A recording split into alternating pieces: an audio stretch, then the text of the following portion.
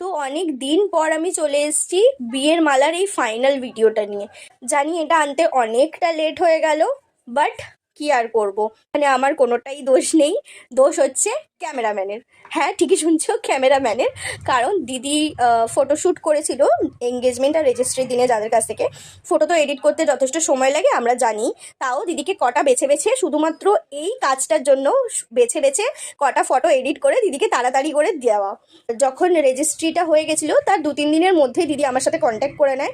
দেন আমি বলি যে তুমি ফ্লাওয়ারগুলো, যেহেতু দিদি কাছাকাছি থাকে, তো তুমি ফ্লাওয়ারগুলো আমাকে পাঠিয়ে দিও, যাতে ফ্লাওয়ারগুলো আমি সুন্দর করে কালারটা মেনটেন করতে পারি। কারণ তুমি যদি নিজের থেকে ড্রাই করো না, তো দেন অনেক সময় কি হয়, ফ্লাওয়ার ডাল হয়ে যায় বা ফাঙ্গাস লেগে যাওয়ার চান্সেস থাকে। তো সেটা যাতে না হয় সে কারণে আমি আমার কাছে বলেছিলাম যে কিছু টাকা তুমি অ্যাডভান্স করে ফ্লাওয়ারটা অ্যাটলিস্ট আমাকে দিয়েছে।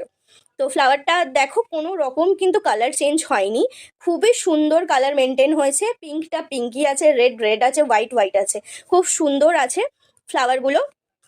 তো ফ্লাওয়ারগুলোকে আমি এরকমভাবে রেখে দিয়েছিলাম প্রায় 1.5 মাস ধরে এই কাজটা হচ্ছে।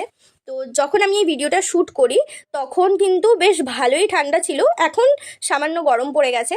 চারিদিকে গোল্ডেন ফ্লেক্স অ্যাড করে দিয়েছি, দেন নিচে রেজিস্ট্রির ডেট দিয়ে নাম দিয়ে সুন্দর করে ফ্রেমটাকে কমপ্লিট করেছি।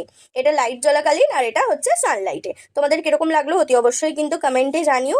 আর এরকমই সুন্দর সুন্দর ফ্রেম পাওয়ার জন্য আমাকে কন্ট্যাক্ট করো।